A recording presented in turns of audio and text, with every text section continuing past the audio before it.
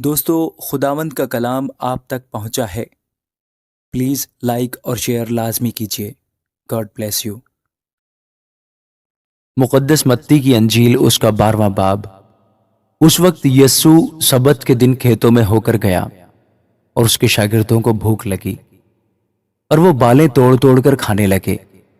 فریسیوں نے دیکھ کر اس سے کہا کہ دیکھ، تیرے شاگرد وہ کام کرتے ہیں جو سبت کے دن کرنا روا نہیں۔ اس نے ان سے کہا، کیا تم نے یہ نہیں پڑھا کہ جب داؤد اور اس کے ساتھی بھوکے تھے تو اس نے کیا کیا؟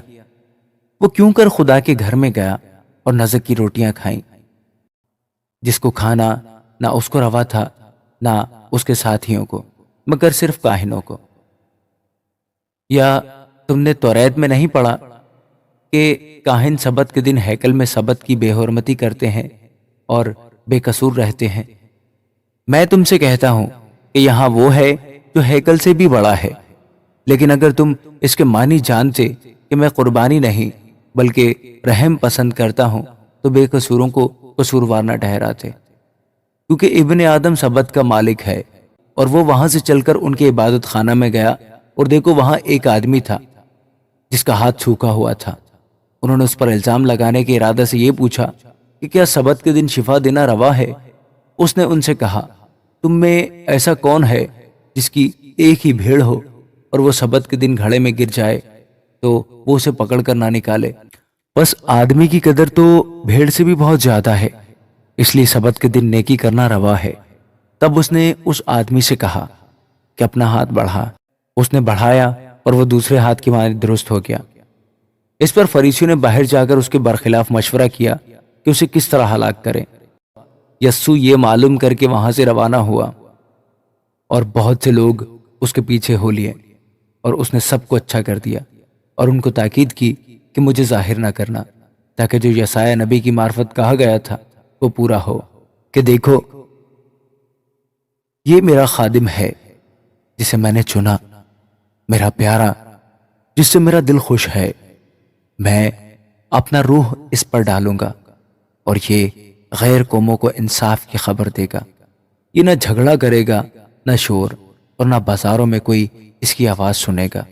یہ کچلے ہوئے سرکنڈے کو نہ توڑے گا اور دھواں اٹھتے ہوئے سن کو نہ بجھائے گا، جب تک کہ انصاف کی فتح نہ کرائے۔ اور اس کے نام سے غیر قومیں امید رکھیں گی۔ اس وقت لوگ اس کے پاس ایک اندھے گونگے کو لائے جس میں بدروح تھی۔ اس نے اسے اچھا کر دیا۔ چنانچہ وہ گونگا بولنے اور دیکھنے لگا، اور ساری بھیڑ حیران ہو کر کہنے لگی، کیا یہ ابن داؤد ہے؟ فریسی نے سن کر کہا، یہ بدروحوں کے سردار بال-زبول کی مدد کے بغیر بدروحوں کو نہیں نکالتا۔ اس نے ان کے خیالوں کو جان کر ان سے کہا، جس بادشاہی میں پھوٹ پڑتی ہے وہ ویران ہو جاتی ہے، اور جس شہر یہ گھر میں پھوٹ پڑے گی وہ قائم نہ رہے گا۔ اور اگر شیطان ہی نے شیطان کو نکالا تو وہ آپ ہی اپنا مخالف ہو گیا، پھر اس کی بادشاہی کیوں کر قائم رہے گی؟ اور اگر میں بال-زبول کی مدد سے بدروحوں کو نکالتا ہوں تو تمہارے بیٹے کس کی مدد سے نکالتے ہیں؟ بس وہی تمہارے منصف ہوں گے۔ لیکن اگر میں خدا کی روح کی مدد سے بدروحوں کو نکالتا ہوں تو خدا کی بادشاہی تمہارے پاس آ پہنچی۔ یا کیوں کر کوئی آدمی کسی زور آور کے گھر میں گھس کر اس کا اسباب لوٹ سکتا ہے، جب تک کہ پہلے اس زور آور کو نہ باندھ لے، پھر وہ اس کا گھر لوٹ لے گا۔ جو میرے ساتھ نہیں وہ میرے خلاف ہے، اور جو میرے ساتھ جمع نہیں کرتا وہ بکھیرتا ہے۔ اس لیے میں تم سے کہتا ہوں کہ آدمیوں کا ہر گناہ اور کفر تو معاف کیا جائے گا، مگر جو کفر روح کے حق میں ہو وہ معاف نہ کیا جائے گا۔ اور جو کوئی ابن آدم کے برخلاف کوئی بات کہے گا وہ تو اسے معاف کی جائے گی، مگر جو کوئی روح القدس کے برخلاف کوئی بات کہے گا وہ اسے معاف نہ کی جائے گی، نہ اس عالم میں نہ آنے والے میں۔ یا تو درخت کو بھی اچھا کہو اور اس کے پھل کو بھی اچھا، یا درخت کو بھی برا کہو اور اس کے پھل کو بھی برا، کیونکہ درخت پھل ہی سے پہچانا جاتا ہے۔ اے سانپ کے بچوں، تم برے ہو کر کیوں کر اچھی باتیں کہہ سکتے ہو؟ کیونکہ جو دل میں بھرا ہے وہی منہ پر آتا ہے۔ اچھا آدمی اچھے خزانہ سے اچھی چیزیں نکالتا ہے، اور برا آدمی برے خزانہ سے بری چیزیں نکالتا ہے۔ اور میں تم سے کہتا ہوں کہ جو نکمی بات لوگ کہیں گے عدالت کے دن اس کا حساب دیں گے، کیونکہ تو اپنی باتوں کے سبب سے راست باز ٹھہرایا جائے گا اور اپنی باتوں کے سبب سے قصوروار ٹھہرایا جائے گا۔ اس پر بعض فقیوں اور فریسیوں نے جواب میں اس سے کہا، اے استاد، ہم تجھ سے ایک نشان دیکھنا چاہتے ہیں۔ اس نے جواب دے کر ان سے کہا، اس زمانہ کے برے اور زناکار لوگ نشان طلب کرتے ہیں، مگر یونا نبی کے نشان کے سوا کوئی اور نشان ان کو نہ دیا جائے گا، کیونکہ جیسے یونا 3 رات دن مچھلی کے پیٹ میں رہا، ویسے ہی ابن آدم 3 رات دن زمین کے اندر رہے گا۔ نینوا کے لوگ عدالت کے دن اس زمانہ کے لوگوں کے ساتھ کھڑے ہو کر ان کو مجرم ٹھہرائیں گے، کیونکہ انہوں نے یونا کی منادی پر توبہ کر لی، اور دیکھو یہاں وہ ہے جو یونا سے بھی بڑا ہے۔